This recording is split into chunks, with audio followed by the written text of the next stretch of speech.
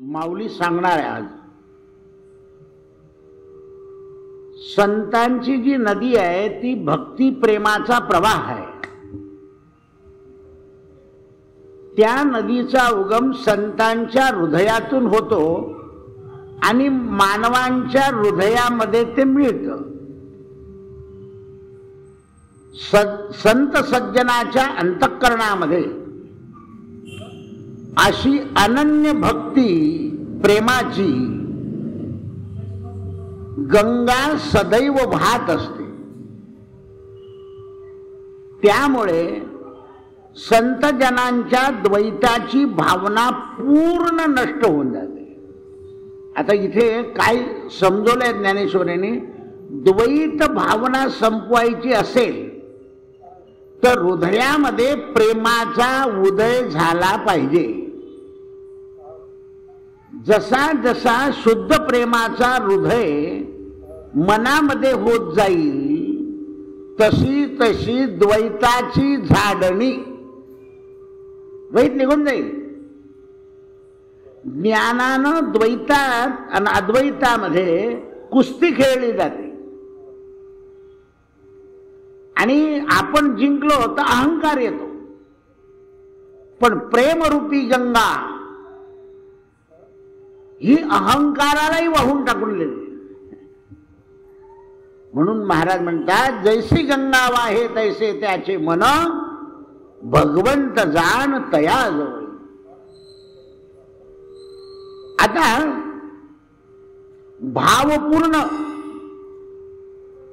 अशी अद्वैत भावनेनं संतांच्या जीवनाचा ओघ शांतपणे वाहतो. त्यांच्या जीवनाचा जो ओघ आहे तो शांतपणे वाहतो.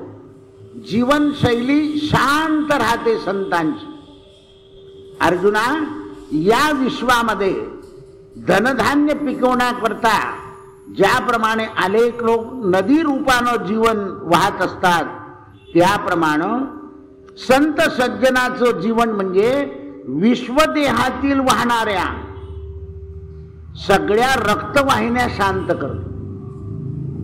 जर आपला स्वभाव शांत झाला तर आपल्या रक्तवाहिन्या शांत होऊन जातात. तर संत काय करतात? प्रत्येक मानवाच्या जीवनातल्या रक्तवाहिन्यांना शांत वाहण्याची सवय लावतात. ज्याप्रमाणे पृथ्वीवरच्या नद्या वाहून धान्य पिकं पिकवतात, त्याप्रमाणे संतांच्या वाणीतून निघालेली कथा, राम नाम कथा गंगा, श्रवणे पावन करी जगा. रामनामाच्या कथा गंगा ज्या आहे त्या लोकांना सांगून लोकांना पावन करत. जशी गंगा वाहत जाते आणि आजूबाजूचा शेतीचा भाग, गावाचा भाग पवित्र करत जाते, त्याप्रमाणे संतांच्या मुखातून निघालेली वाघ गंगा मानवाच्या शरीरातल्या रक्तवाहिन्या शांत करते. हा कसं समजवलंय? मग आपल्याला शांतमय जीवन जगायचं असेल तर आपल्याला स्वास्थ्य ठेवलं पाहिजे. आणि स्वास्थ्य ठेवायचं असेल तर अति चिंता करायच्या नाही. आपण काय करतो, ज्या आपल्या हद्दीच्या किंवा कुवतीच्या पलीकडच्या गोष्टी आहेत त्याची चिंता करत बसतो आणि त्या चिंतेनं आपल्या शरीरातलं रक्ताभिसरणात गडबड होते. अति क्रोध, अति चिंता, अति निद्रा, कमी निद्रा या योगानं शरीरामध्ये कफपित्तवात याचं विषम प्रमाण होतं आणि कफवाताचं विषम प्रमाण झाल्यानंतर आपल्या शरीरातले रक्तप्रवाह एक तर वेगानं किंवा कमी वेगानं, आणि त्यामुळे जीवनाला बेचैनता येते, स्वास्थ्य राहत नाही. मग तो स्वास्थ्य मिळण्याकरता काहीतरी शोधत असतो, याच्याने मिळेल त्याच्याने मिळेल, काही औषध, काही द्रव्य, काही मादक पदार्थ, काही असं शोधत राहतो. त्याच्याने ते मिळत नाही, मग परमार्थात येतो. परमार्थात याला धर त्याला धर सांगणारे सगळे स्वार्थी असतात.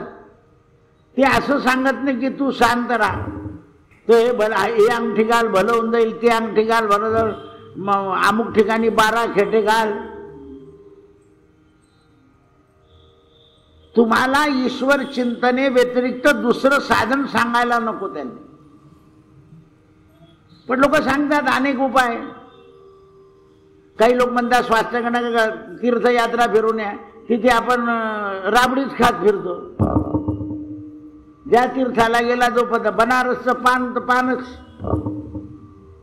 म्हणजे स्वास्थ्य ना, असं नाही की गंगेच्या काठावर 1 तास बसून राहू.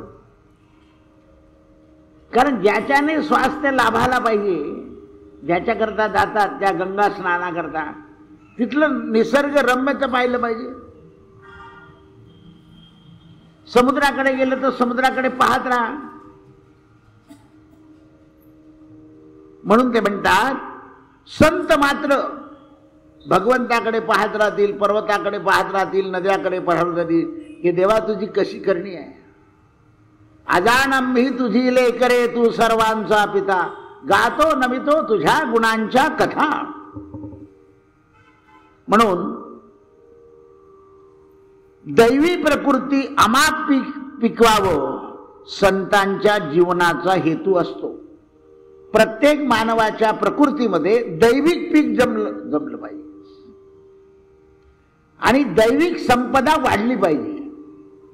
ज्या वेळेला समाजामध्ये दैविक संपदा वाढते त्यावेळेला मानवी जीवन सुखी होतं. आता राजसी संपदा वाढली आहे बाजूकडे जिकडे तिकडे, आणि राजसी संपदेने काय झालं होतं, माणूस सैरा वैरा होता.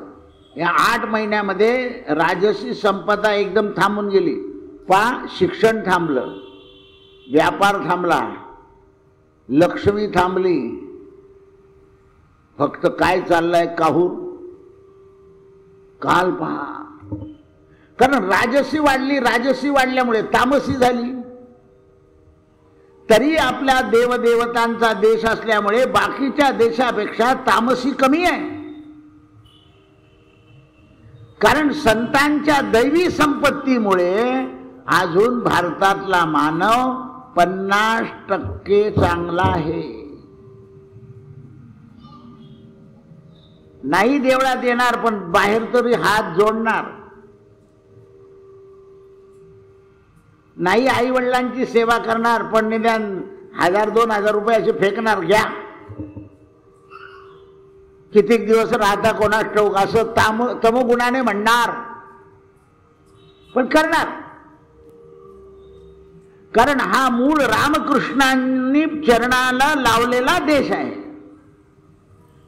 10 वेळा या भूमीवर परमात्मा अवतीर्ण झालाय आणि या देशाची व्यवस्था ठेवण्याकरता संतांना प्रेरित करतो.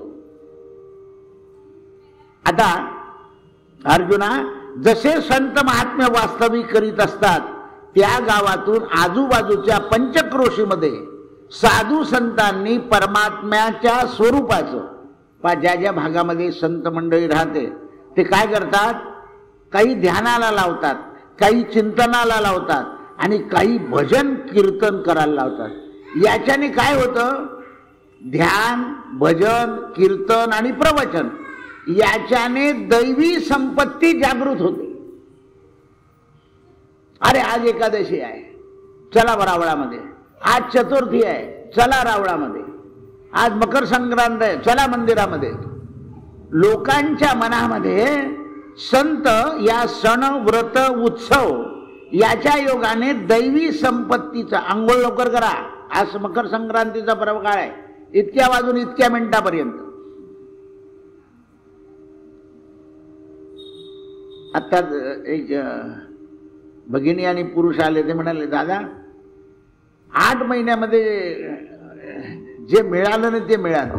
म्हटलं काय, तर कथामृत. आणि आता ज्ञानेश्वरीचं अमृत चाललंय म्हणे, आम्ही लवकर पळतो कारण म्हटलं माझं आज 9ला सुरू होईल, तुम्ही घाईत जाऊ नका, नाही तर पटकन जाल आणि कुठे गडबड होईल, 9ला सुरू होणार आहे. मनुष्य तळमळतो कारण त्याला ते समजलं, त्याची दैवी प्रकृती जागृत झाली. ज्यांची दैवी प्रकृती जागृत होते ते आजचं आज तेव्हाचं तेव्हा ऐकतात, आणि ज्यांची राजसी प्रकृती आणि तामसी असते ते म्हणतात काय आपण किती वेळा ऐकलंय, सांगून द्यावं गेलं की आम्हा ऐकतो ना. असे पण मग फार असतात.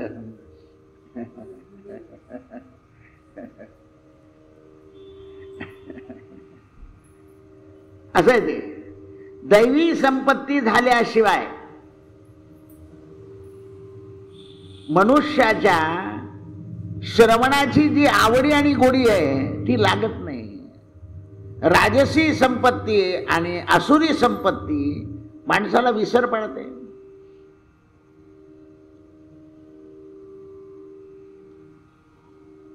भजन कीर्तनाच्या योगानं लोकांना जागृत ठेवता, साधू संतांच्या भजनानं आणि कीर्तनानं संतांच्या वस्तीतल्या पंचक्रोशीत दैवी संपत्ती जागृत होत असते.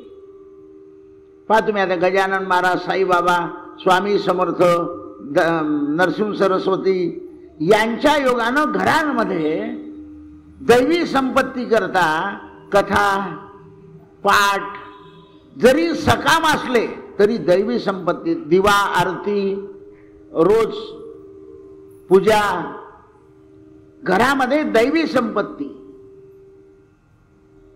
घर कसंही असो, साधा असो कसं असो, किती लाखाचा असं नाही, पण त्यात दैवी संपत्ती राहिली पाहिजे. जर दैवी संपत्ती नाही राहिली तर त्या घरामध्ये अशांती वाटणारच आहे. काय वाटणार आहे? अशांती वाटणार आहे. एका ग्रस्ताचे समोरासमोर 2 फ्लॅट होते. ते भाडेकरी न मिळाल्यामुळे ते बंद होतं. एका माणसाने त्यांना सांगितलं की तुमचं हे घर 6 महिन्यापासून बंद आहे ना, त्याच्यात भूताचा वास होऊन गेला, तुम्ही आता हे विकून टाका, तुम्ही आता हे विकून टाका. आता त्या माणसाने एवढ्या प्रयत्नाने घेतलेलं होतं, त्याच्यावर त्यांचा उदरनिर्वाह होता. त्यांना सहजासहजी समोरासमोर असलेला तो ब्लॉक विकण्याची काही इच्छा होईना. त्यांनी एका कुठेतरी पुस्तकात वाचलं, यथे थत्ते यांनी लिहिलेल्या, की 6 महिने जर घर बंद असलं तर तिथे प्रेतात्मा येऊन राहतो. त्यांना कोणीतरी सांगितलं की बा तुम्ही दादाकडे जा. ते माझ्याकडे आले, म्हणाले दादा आमच्या समोरच्या घरामध्ये प्रेतात्मा राहायला लागलाय. म्हटलं का बरं? त्या फ्लॅटमध्ये माणसं राहत नाही का? म्हणे मग आम्ही समोर राहतो ना, रोज उघडतो, जाडजूड केले की बंद करतो. पण तुम्हाला काही भीती वाटते का? म्हणे नाही, आम्हाला एका माणसाने सांगितलं हा विकून टाका. म्हटलं त्या तो गिऱ्हाईक आणून देणार पण हा. म्हटलं मग तुम्ही काळजी करू नका, तुम्ही रोज त्या घरामध्ये गेले की उदबत्ती लावा, तो प्रेतात्मा निघून जाईल. कारण प्रेत लोकांना सुगंध आवडत नाही, त्यांना सगळं चालतं पण दुर्गंधच आवडतं. पहा तुम्ही, हे दृष्ट लोक जे आहे ना, स्वयंपाक करून ठेवतील आणि मग रात्री जेवतील मजेशीर, त्यांना ताजं अन्नही आवडत नाही. तर त्यांनी उदबत्ती लावायला सुरुवात केली. बा मग ती बाई म्हणे दादा दिवा लावला, तर म्हटलं समोरच घर आहे तर लावायला काय हरकत आहे. 8व्या दिवशी भाडेकरी आला आणि पूर्वी 8,500 घर भाड्याने देत होतं, तेच घर 12,000 रुपये भाड्याने गेलं. काय लोक तामसी संपत्ती वाढवून देतात बघा. भूत घालून दिलं त्याच्यावर, म्हणजे घरात भूत नाही पण समोरच्याने त्याच्या मनात दैवी संपत्तीच्या ऐवजी आसुरी भीती घालून दिली. भीती, आसुरी भीती आहे. प्रेमळ भीती असली तर हरकत नाही, पण आसुरी भीती नसावी.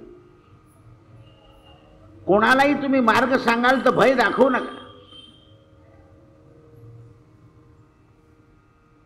एकटं घर आहे, ओसाड पडलेलं आहे, तिथे जीव जंतू किडे प्रवेश करतात आणि त्यामुळे तिथे आसुरी भाव जागृत होतो. त्याला स्वच्छ करा, पवित्र करा, दिवा लावा, उदबत्ती लावा, तो निघून जाईल.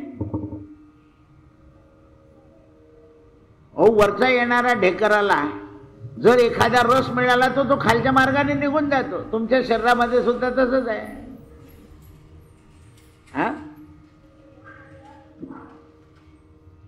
हे लक्षात आलं पाहिजे आपल्याला. वर्षानुवर्ष कुठे एखादा घर बंद असेल तर त्यात आसुरी भाव जागृत होऊन जातात. म्हणून संत काय करतात तर भजन कीर्तन पंचक्रोशीमध्ये राहतात. आणखीन एक मुद्दा सांगतो. एक म्हातारी आजी असते, तिची मुलं मुंबई पुण्याला असतात. तिला ती घरात मोकळं असतं. मग कोणाला म्हणते येऊन झोपायचं असेल तर, कोणाला म्हणते काही काम अभ्यास करायचा असेल तर कर. दुपारच्या वेळा 4 लोक करते, भजन करते. ते मुंबई मुंबईचे पोरं आले की म्हणतात आपल्या जळगावला गेलं की अगदी मस्तच वाटतं. पण काही कारण ती बाई सतत काय करते, त्या घरामध्ये ऊर्जा निर्माण करत राहते. पोरांना अभ्यासाला बोलून देईल, काही मुलांना खेळायला मोकळं करून देईल. खेळा रे, मी आहे इथे. ती ऊर्जा निर्माण करते ना कोणालाही आणून. पूर्वी आपण म्हणायचे ना बा आमचं घर रिकाम आहे, तुम्हाला वापरायचं असेल तर वापरा. आता तर वापरायला दिलं का ते म्हणता माझंच आहे म्हणून कुठे देत नाही. ऊर्जा निर्माण झाली पाहिजे ना. तर संत काय करतात, ही दैवी ऊर्जा निर्माण करायला लावतात. आणि एकदा वास्तूमध्ये दैवी ऊर्जा निर्माण झाली की मग त्या ठिकाणी कोणी भूत प्रेत येत नाही. आता लौकिक वस्तूतून नेहमी काय केलं पाहिजे तर अपशब्दाचा वापर कमी केला पाहिजे. आपल्या घरामध्ये सुद्धा अपशब्दाचा वापर कमी झाला पाहिजे. अपशब्दाच्या वापरण्याने ते वाईट अर्थ निघतात आणि मग घरात भांडण होतं. घर भांडण करत नाही, शब्द भांडण करतात. आता तुम्हाला वास्तूवाले काय सांगता, ही खिडकी भांडण करते, तो दरवाजा भांडण करतो, तो कोपरा भांडण करतो. तुम्हाला वेडं बनवत आहे. तुमच्याकडे अपशब्दामुळे आसुरी वृत्ती निर्माण झाली आहे. म्हणून घरातल्या कर्त्या पुरुषानं घरातल्या लोकांवर ओढून काम नाही सांगू. कारण अपशब्दानं आसुरी वृत्ती निर्माण होते. बरं हल्ली मानापमान तर फार आहे. आज्ञाधारकपणा नसल्यामुळे श्रवण करायची सवय नाही. हे लाकड खिडक्या काय करतील हो? त्यांच्यात काय दोष आहे? आपण दैवी संपत्तीच्या ऐवजी आसुरी वृत्ती निर्माण करतो अपशब्दाने. संत साधू काय करतात, आता बा तुम्ही एखादे महात्मा आले किंवा आपण गजानन महाराजाचा फोटो ठेवला, साईबाबाचा फोटो ठेवला, लगेच आनंद वाटतो. तर त्यांनी काय केलेलं आहे, साधू संतांच्या वास्तव्यामुळे अपशब्द कमी होतात आणि ग्रंथाचे पारायण भजन हे दैवी संपत्ती वाढून जाते. त्यामुळे ते प्रसन्न वाटतं. म्हणून उपासना दोन्ही वेळा जर घडली तर दैवी संपत्ती वाढत जाते आणि अपशब्द व्यवहारात होतात. काही वाईट बातम्या ऐकायला येतात. पण आपल्याला असं सांगितलंय, वृद्धी संपली, सूतक संपलं की गोमित्र शिंपडावं.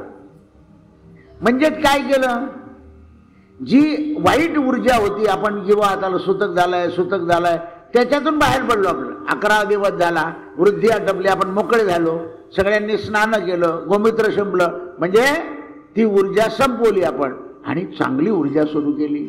मग चांगला स्वयंपाक करा, सगळे एकत्र जेवा, ऊर्जा निर्माण केली.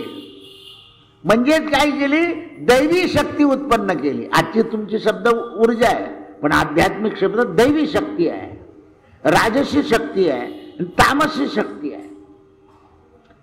तिन्ही शक्ती आपल्या आपल्या शरीरामध्ये आहे. म्हणून ते म्हणतात की संत काय करतात, सर्वांच्या वागण्यामध्ये साधू संतांच्या सहवासाने पावित्र्य येतं आणि पावित्र्य आले की सरळपणा येतो. बघा तुम्ही कुठल्या तरी आश्रमात जातात, 7 दिवस राहतात, सगळे प्रेमाने सरळ वागल्यावर एकदम नाही आमच्यात बदलच होऊन गेला. कारण काय, वागले चांगले तुम्ही. जसा मनुष्य आचरण करतो तशी त्याच्याजवळ दैवी संपत्ती जागृत होत जाते आणि दैवी संपत्ती जागृत त्याला शांतता वाटते. आपल्याला काय वाटतं, आपण त्या जागेत गेलो म्हणून तसं झालं नाही. त्या जागेत गेले तुम्ही आणि तिथे जर मद्य पिऊन पडले असते तर हा, किंवा बाकीच्या लोकांना सांगा तुम्ही भजन करा, मी बाकीचे भजे खाऊन येतो. तर तुम्ही वागले चांगले 7 दिवस मठामध्ये आश्रमामध्ये, म्हणून तुमची दैवी शक्ती जागृत झाली आणि दैवी शक्तीने तुम्ही फ्रेश होऊन गेले. पहा तुम्ही तीर्थयात्रा करून आले, काही लोक आले की आंघोळ केले की लगेच आपल्या दुकानावर नोकरीवर निघून जातात. त्याची दैवी शक्ती जागृत झाली. आणि ज्यांनी तीर्थयात्रेत नुसतं चंगळपणा केला ते आल्यावर म्हणतात आज विश्रांती, उद्या जाऊ. काय छातीवर न्यायचंय का, अशी भाषणं देतात ते. कारण ती आसुरी संपत्ती, आसुरी शक्ती जी आहे ती झोपून देते त्यांना. आणि आसुरी शक्तीने माणसाच्या विचारात बदल होतो. विद्यार्थी बघा तुम्ही, अजून तर मार्च किती लांब आहे, 4 महिन्यात करून घेऊ अभ्यास. दैवी शक्ती नाही आहे. व्यापारी बघा, ज्याची दैवी शक्ती आहे तो सकाळी 12 वाजेच्या आत नोकर घेऊन साफ सूफ करून 8 दिवसाचं बजेट लावून देतो आणि मग 12च्या नंतर सुट्टी घेतो. हा म्हणतो एन्जॉय करायचा, आज जाऊ द्या. दैवी शक्ती जी आहे आपल्याकडे, तर या इंग्रजांनी एक वाईट सवय लावली. पहिला वार आपला रविवार आहे, सूर्यनारायणाच्या दिवशी उशिरा उठायचं सांगून टाकलं आणि काय करायचं तर सगळं. हा सोमवार आपला पहिला वार नाही, आपण रविवारापासून सुरुवात करतो. आपल्याकडे विश्रांती नाही दे, कार्यरत ठेवलाय आपल्याला. म्हणून ते म्हणतात की संतांनी काय केलं, लोकांना सरळपणा आणला आणि त्यांच्याकडून भगवंताचा गजर करून घेतला. गजराने काय होतं तर चेतना जागृत होते. त्याला जयघोष असं म्हणतो आपण. चेतना जागृत करण्याचं काम करतं. बा 2 दगड घासले की चिंगी निघते. तसं आपण जयघोष केला की आपली चेतना जागृत होते आणि चेतना जागृत झाली की माणसाचा भाव भाविक होतो आणि माणसाचा भाव भाविक झाला की त्याला संशय उरत नाही. आपलं असं होईल तसं होईल असा संशय त्याच्या मनात येत नाही, कारण भाव भाविक होतो. भावुक वेगळा आणि भाविक वेगळा. माणसाची शक्ती कमी झाली, मुलं बाहेर जायला गेली की माणूस रडायला लागतो. आपण म्हणतो आपले वडील किती कडक होते, आता रडत आहे. नाही, ते भावुक होऊन गेले. माझं कसं होईल, कोणी माझ्याजवळ नाही, याच्याकरता रडत होतो. नाही, किती वेळ थांबणार आहे. अहो, आपण आजारी असल्यावर सुद्धा मुलं वगैरे यांना झोप येणारच आहे. म्हणत झोपा रे, मी लागलं तर हाक मारून गेली असं म्हणून आजारपण घालवायचं आहे. कोणीच बसत नाही जवळ. मी ते आजारी होते तेव्हा किती बसत होतो, बसत होती, झालं रडत बसत. नाही, थोडी झोप येणारच प्रत्येकाला. आपण सुद्धा सहन करण्याची तयारी ठेवावी.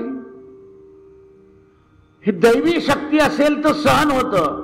राजसी आणि तामसी शक्ती असेल तर दुःख सहन होत नाही. दुःख पाच मी काही लोकांची साखर वाढलेली असते पण ते काम करतात आणि काही लोकांचं ब्लड प्रेशर. डॉक्टर म्हणतो का हो? म्हटलं काही नाही, अजून तर काही त्रास होत नाही आहे, कारण दैवी शक्तीचा जोर आहे. आणि इकडे थोडंसं वाढलं की लगेच हायपर टेन्शन येऊन जात. तर दैवी शक्ती, राजसी शक्ती आणि आसुरी शक्ती. आता जी आसुरी शक्ती ती काय करते? चोरी चहाडी, हेवे दावे, सामाजिक दुर्गुण वाढवते आणि समाजामध्ये उच्चाटन घडवते. गावामध्ये उच्चाटन, देशामध्ये उच्चाटन. गावोगावी परमात्म्याची प्रेम भक्ती जर वाढली तर हेवे दावे कमी होतात, सगळे एकत्र येतात, प्रेमाने गुणा गोविंदाने राहतात. गावात सर्वांना सर्व अंतर्यामी प्रभू आहे याची जाणीव संत करून देतात. म्हणून संतही शांत राहतात आणि संतांच्या सहवासातले असलेले जीव सुद्धा शांत राहतात. म्हणून संतांचे संगती मनोमार्ग गती, आकळावा श्रीपती येणे पंथे. असा संतांचा संघ आहे. नुसतं महाराज लोकांच्या बरोबर फिरायचं, आपण चांगलंच वागायचं नाही.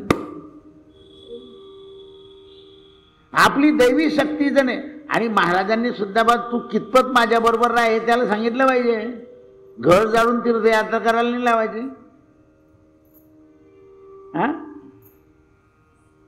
म्हणून अशा संघाची संगती घडली पाहिजे की निष्प्रेम आहे, जे वैराग्यशील आहे. दुसऱ्याची खरी गरज असेल तर त्याला मदत केलीच पाहिजे. पण जो नुसता गरजेने आळशी होत असेल त्याची बंद केली पाहिजे. काही लोकांना सहज गरज, नेहमीच गरज पडते दुसऱ्या. अरे काही स्वतःच्या पायावर उभा राहा. स्वतःच्या, आता बा माणसाला बाजारात जायची गरज नाही, तिकीट काढायला जायची गरज नाही. काय होतंय तुमचं? कुठलं तरी खोकं येतं त्याच्यामध्ये दुसरं येऊन जायचं आणि बसतावर रडत. तुमच्या बुद्धीला चालना राहणारी वस्तू कशी घ्यायची ती भाजीवाली नवीन पोरांना उल्लू बनवून टाकते. वस्तू घ्यायला जाताना ते लोक गाडीवर उभे राहतात. काय 90 के 3, 90 के 3. एक माणूस 90 रुपयाचे 3 किलो घेतो आणि ते त्या पोरांना 90 चे 3 देऊन टाकतात. काय महाग झाले म्हणे फळ, 90 रुपयाचे 3 आले. तो बोलत होता 90 के 3 म्हणजे 90 रुपयाचे 3 किलो. याने 3 घेतले आणि त्याने 3 किलो नेले. असं झालं हल्ली. कारण काहीच समजत नाही त्यांना. बरं सुट्टे पैसे घ्यायचे आठवण राहत नाही त्यांना दिलेले. अरे कारण काहीच नाही, समजतच नाही काही.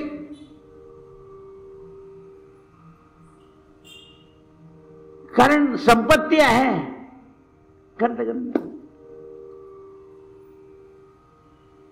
म्हणून दैवी शक्ती जागृत पाहिजे. चेतना काय भाव, कसं काय इतका भाव झाला ते कळायला पाहिजे.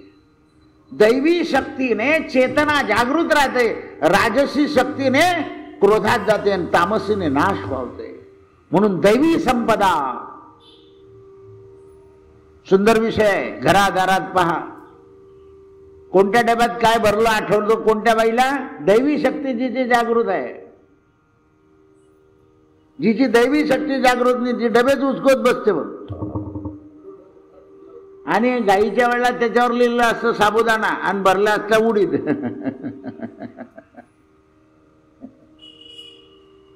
मग तो लेबल तरी फाडून टाकणं, उडदाचं लाव. मग घरातले लोक मेंढळी म्हणतात. आडनाव साठे होतं, घरातले लोक सगळे मेंढळी म्हणायला लागले. दैवी संपत्ती वाढवा. पण मग भजन पूजन तरी किती वेळ करणार? 2 तास. गृहिणीला इतका वेळ नाही. कोणतंही काम मर्यादित झालं पाहिजे, नाही तर मग सगळा दिवस. म्हणून स्त्रियांना काय सांगितलं? काम करता करता गोविंद गोपाल गाते चलो, मन विषय विकारो से हटाते चलो, गोविंद गोपाल गाते चलो. प्रत्येक गोष्टीला मर्यादा दिली पाहिजे. जसं आपण एकटे आहे तर जलद गतीने काम केलं पाहिजे.